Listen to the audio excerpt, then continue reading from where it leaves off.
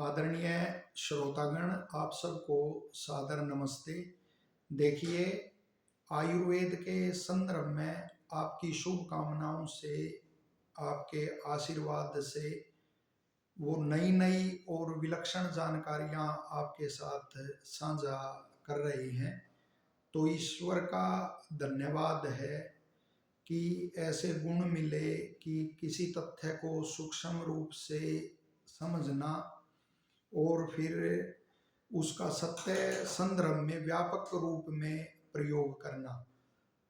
साथ ही पूज्य पिताजी सोनाम धन्य श्री डॉक्टर प्रताप सिंह कुंडू के प्रति कृतज्ञता कि उनके संस्कार मिले और जो उन्होंने पढ़ने में एक अनुपम पुरुषार्थ किया आयुर्वेद के पढ़ने में, और फिर पढ़ाने में महान पुरुषार्थ किया। और उनके व्यक्तित्व से हमने सीखा कि स्वाभिमान और ज्ञान इनका कोई मोल नहीं होता। तो उनके प्रति भी बार बार कृतज्ञता प्रकट करते हैं। ये देखिए, ये 1966 के वो जब उस समय के ये हस्तलिखित उनके वो हैं संग्रह है आयुर्वेद का, जिस समय वो बाबा मस्तनाथ आयुर्वेदिक कॉलेज स्थल बोहर में पढ़ते थे। और यहाँ विश्व के चुनिंदा जो वो थे आयुर्वेद के विद्वान, वो पढ़ाते थे और उन सब के आप प्रिय शिष्य रहे।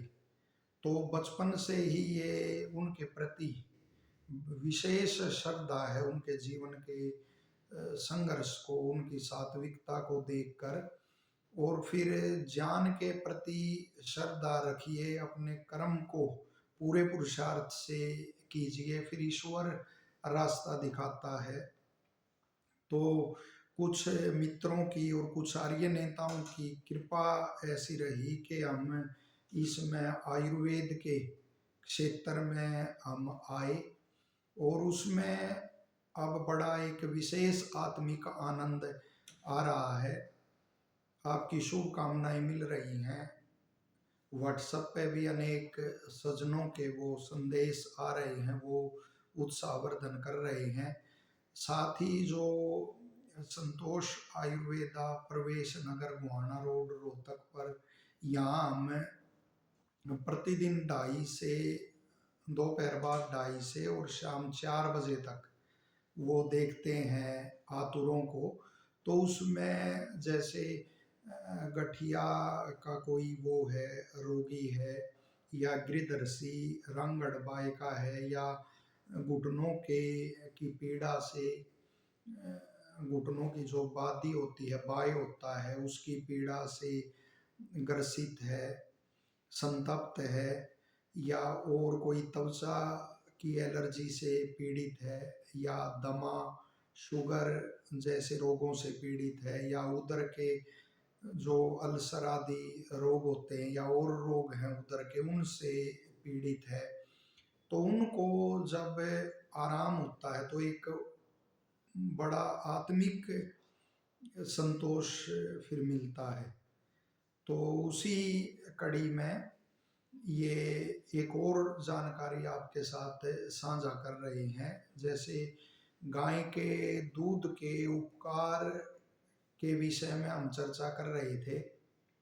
तो इसका एक विशिष्ट गुण है और सभी मानते हैं कि इसमें बुद्धि वर्धक गुण है, जो महाभारत काल के बाद एकमात्र ऋषि हुए, व्याकरण अष्टाध्यायी महाभाष्य निरुक्त निघंटु के महाविद्वान, और उसी आधार पर और ईश्वर की जो समाधि सिद्ध होकर एक स्थित प्रज्ञ और एक आप्त पुरुष का एक व्यक्तित्व बनता है। तो उस व्यक्तित्व से जिन्होंने वेद को जाना, ऐसे सोनाम धन्य ऋषि दयानंद जी सत्यार्थ प्रकाश अमर ग्रंथ है जो उनका, उसके 10वें समोल्लास में लिखते हैं, जैसे गाय दूध के संदर्भ में हितकर है, वैसे ही परोपकारी है, वैसे ही भैंसे भी हैं। जैसे गाय उपकारक है, वैसे ही भैंसे भी हैं।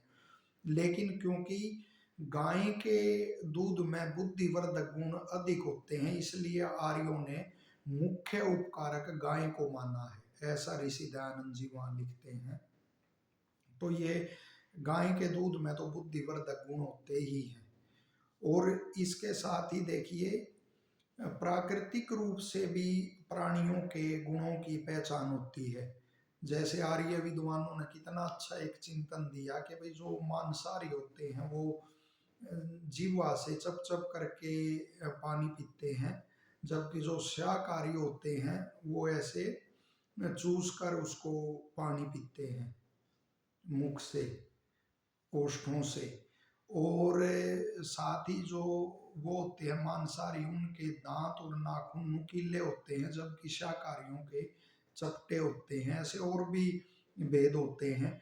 उसी प्रकार देखिए, जो गोवंश होता है तो प्राकृतिक रूप से ही उसकी पहचान है कि उसके गाय का जो दुग्ध है तो उसमें बुद्धिवर्धक गुण होते हैं।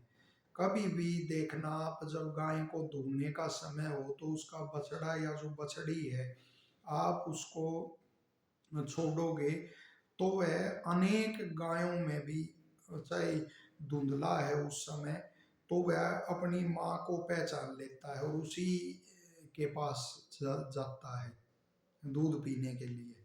तो गाय के दूध में निश्चित तौर पर बुद्धिवर्धक गुण हैं।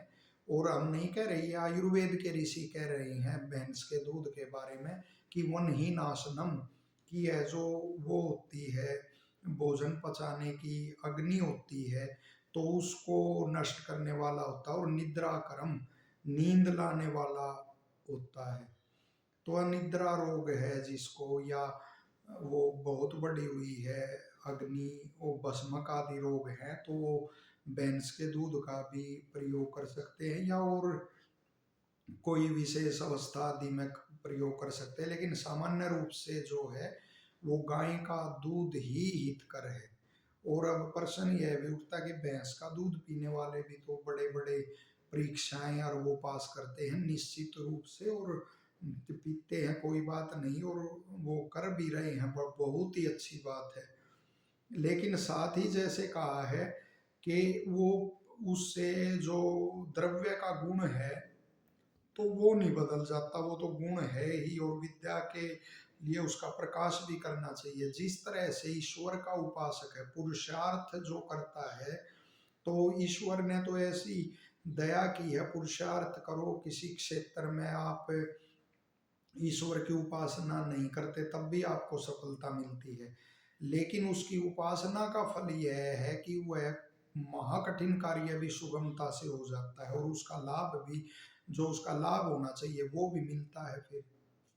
तो वो तो एक अलग उसका गुण है, वो भी हम ग्रहण फिर करेंगे, वरना उससे वंचित रहेंगे। तो जो गाय का दूध पिएगा, बुद्धि तो बढ़ेगी उसकी, और सुगमता से वो अपने कार्य को कर सकेगा। साथ ही उसके अंदर जो उसके गुण हैं गाय के दूध के, जैसे कहा परवरम जीवनिया नाम क्षीरम उक्तम रसायनम, कि जितने जीवनीय द्रव्य पृथ्वी पर हैं उनमें सबसे श्रेष्ठ दूध है और वो रसायन है। तो प्राय यह उक्ति सुनाते हैं, परवरम जीवनिया नाम क्षीरम उक्तम, दूध के विषय में है। लेकिन ये नहीं बताते, ये चरक ऋषि ने वहां गाय के दूध के विषय में दी है ये पंक्ति, कि वह जीवनीय है और वह रसायन है।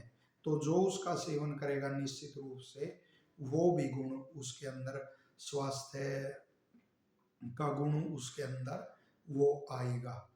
तो इस तरह से वो गाय का संरक्षण होना चाहिए। और हम तो उनका बार बार धन्यवाद करते हैं, उनके ऋणी हैं जो गाय का दूध मनुष्य समाज को, जो देसी नस्ल की गाय है उसका दूध यहाँ अपने क्षेत्र में और देश में जो उपलब्ध करा रहे हैं, तो वो तो धन्यवाद के पात्र। उससे बड़ा कार्य है मनुष्यों को दूध गाय का उपलब्ध कराना और शुद्ध उपलब्ध कराना, तो इससे बड़ा परोपकार का कार्य और क्या होगा। और अंत में यही संदेश है जो पूज्य पिताजी के व्यक्तित्व से हमने सीखा, मैंने स्वयं सीखा कि भाई स्वाभिमान, फिर कहता हूँ स्वाभिमान और ज्ञान, इन दो का कोई मोल नहीं होता, ये अमूल्य होते हैं। आप सभी स्वस्थ रहें और आपकी इसी प्रकार से शुभकामनाएं, आपका आशीर्वाद हमें मिलता रहे और लोग इतना आप ऐसी जानकारियों को ज़्यादा से ज़्यादा शेयर कीजिए। धन्यवाद।